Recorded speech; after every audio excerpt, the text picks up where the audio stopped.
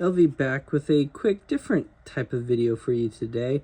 So you've heard me say in the past that I have an embarrassing amount of gradable cards. I've accumulated over the past 15 to 20 years. Well, I spent the last week going through probably 20 of these size boxes and narrowed down the best cards to grade down to this one box. And now I need to strategize how to fund the grading fees, because they would be astronomical if I decided to grade all of them. And you know, I'm middle class on a budget. There's probably around close to 2,000 cards in this box. They're really clean, fun, condition sensitive cards. Most of them are 10 to 30-year-old cards.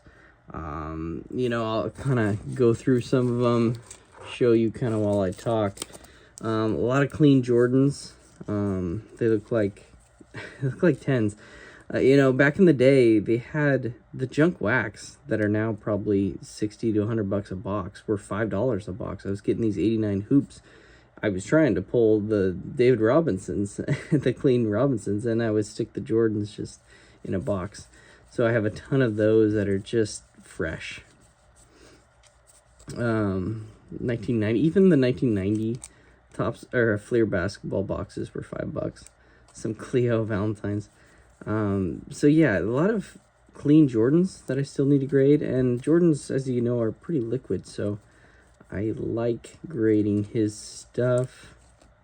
And even some clean star cards I'm gonna get into, I'm sure. But it's just all 4 rows are just packed of fun stuff that I've been wanting to grade over the years. Now we're getting into some LeBron. LeBron's fairly liquid too. And then I think we get into some Kobe's. Just still a whole bunch of Kobe's. And just overall, you'll kind of get a feel for, you guys know my reveals, my style of cards I like to grade. But a lot of clean 80s baseball that just look gem. It's pretty amazing. It's a fun card, the Sandlot cards. And you got some Brady's, you know, just basic chromes. A lot of refractors that I've been wanting to grade. Even LeGarrette Blount, he's just an Oregon guy. I've always wanted to grade those cards. These are just clean. The Rollins. There's even an Ant rookie. Some Star, short print Jeter, Kelly Slater. Yeah, a lot of stuff that would do really well. Those Artistry and Motions are fun cards. Even you've heard me say, if you've seen me grade a few, the Beam Teams, I still have a whole bunch that look at least mint 9s or better. Look at all of them, and they actually sell pretty well. But the only hard thing is they're pretty condition sensitive, and the graders ding them pretty easily. So a lot of the time I think they're 9s, I get 8s. So I just gotta be a little self-conscious about that one. Even the Dawkins, stuff like that sells really well. So yeah, it's just fun stuff. Adam Morrison, but it is a refractor. That refractor that year, 2006, are numbered out of 199. So I love that short print in the tray. Yeah, so these boxes are just loaded. So back to I need a strategy, right? Because you say about 2,000 cards times, if I do the $15.99 special, $16, I'm looking at $32,000 plus shipping supplies just to get them all graded. So one option would be to just put it on a credit card or get a loan. But that's not my style. I've always tried to live by the motto that if you don't have it, don't spend it. So I try to stay away from loans, multiple credit cards. I've always just have had one credit card throughout my life that earns rewards, and I just use that. Charge, they then pay back. Charge, then pay back. It kind of keeps me in check. So my next strategy or option is to go ahead and sell some of my bigger PC cards that I've picked up recently. Here are a few. I don't like this option as much, but I'll kind of talk about it. Here's a Wilt rookie that I love that card. It's actually really clean for a 4. We got a Lou Alcindor, Kareem Abdul-Jabbar rookie, a Tiger auto. Even that Jalen 1/1 you saw me purchase recently, stuff like that. I mean, I'm attached to, but if I sold those, that would be a nice chunk of what I need to get a lot of these graded. Do I want to sell them? Absolutely not. But if you ask me what my favorite thing in the hobby is, you know, what I love the most, it's grading cards with PSA, the whole process. That trumps even funneling my PC cards. And my PC cards aren't, you know, they aren't actively making me money. Hopefully they're appreciating slowly over time, but they aren't providing me liquidity just sitting in my safety deposit box.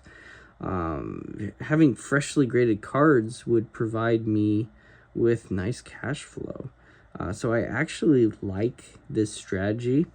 It would hurt selling these important cards in my PC, but in the end, I'd have more joy and profit grading cards, I think. So I'm okay with that strategy. I think the next strategy is also a good one and even stings a little less, which is nice.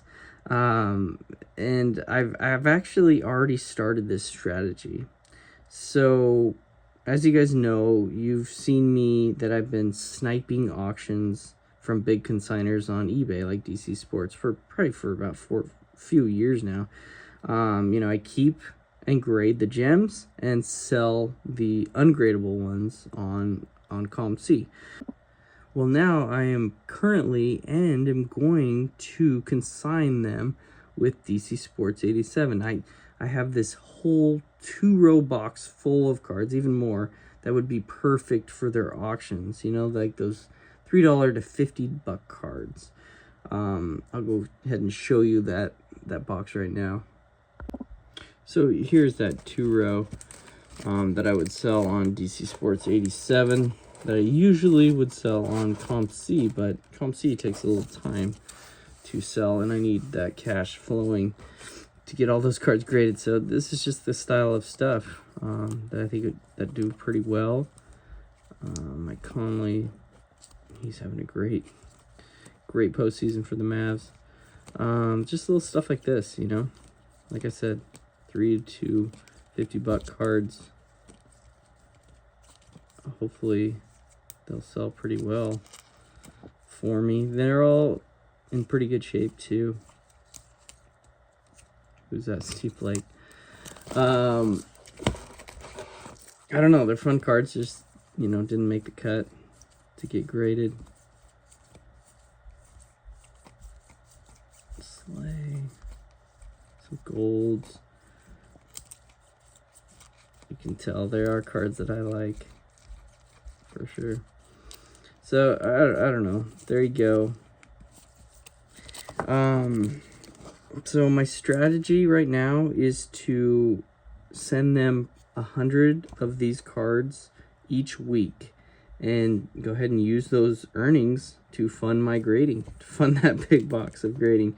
And on a side note, I'm only sending them the ones that are at least near mint or better cards to sell, because you can definitely receive some creased or heavily damaged raw cards buying from DC Sports 87. And honestly, I hate that. And I don't want to perpetuate that. So everything will be at least near mint. And I'll just kind of throw the really bad condition ones in a box and throw it in the garage. And just a heads up, DC Sports 87 is taking kind of long to process and post your cards. I feel like when I first started using them with the graded slabs, it only took about 10 days, and now it says it's about 24 business days. So keep that in mind. That's why I'm sending cards in weekly increments, 100 per week, like I said, so I can have cash flowing consistently instead of all at once. So my plan is to implement those last 2 strategies, and I should be able to get a nice chunk of those graded. I just was sitting in my office one day, surrounded by boxes of gradable cards that had been just sitting there for years, waiting to be graded. I knew I had to act, formulate a plan, otherwise they were just going to sit there forever. And my plan is essentially betting on myself. I feel I have a nice grasp on what cards to grade, and experienced eye for condition and potential flaws. So I'm confident investing in myself to submit cards to grading with PSA. All right, so quick update. After I filmed that first part you just watched, I decided to go through that final box one more time and truly make sure the cards were worthy to grade, because the pre-submission process is truly about the continuous weeding out of cards. Through time, your grading eye gets better. Players underperform, or market fluctuations, pop reports increase. So you have to keep going through your gradable boxes and keep weeding out the cards that just aren't gradable at the time anymore. And thankfully, I did do this weeding out one final time. And out of the over 2,000 cards in that box, only around 550 or 600 of them were actually worth grading. So that's just about 25% of the cards that, from what I already narrowed down multiple times, were actually worth grading. That just shows how well you all need to scrutinize your cards. So in the end, my grading fee total was much more manageable, doable, at around $9,000 for everything. And I actually already submitted all of them to PSA. You guys know I hate submitting large orders because I hate the idea of getting a really kind of strict, tight, rough grader, the whole order. I usually recommend max orders of around 65 cards in each order. Ideally, I'd say a 30 card order is just perfect. But with such a large amount of cards, I had to just split it up into 4 large orders. So that's around 140, 150 cards per order, which definitely scares me. But I feel confident in myself, and hopefully I'll get a fair, knowledgeable grader. So you guys are going to get some crazy high volume PSA reveals from me soon. They should be really fun. I want to leave you guys with one piece of advice. Spending the last 2 weeks really scrutinizing and weeding out cards, the one major observation that kept popping up in my head was to not force a card for grading. Don't force cards. You have to fight that urge. And I fall victim to this all the time. A lot of times you just really love the card, and the card presents really well, but carries with it just 1 or 2 tiny flaw. And the major flaw that I kept bumping into was back corner wear. That tiny white showing on 1 or 2 of the back corners. All other aspects of the card are perfect. The front is perfect, and mentally you just still want to push that card through and submit. But if you're going for that 10 and you need that 10 for the card to make financial sense to grade, then you probably shouldn't submit that card. Those tiny flaws will bring you down more than you think, your grade down more than you think. I just wanted to show you this final example of this, exactly what I'm talking about.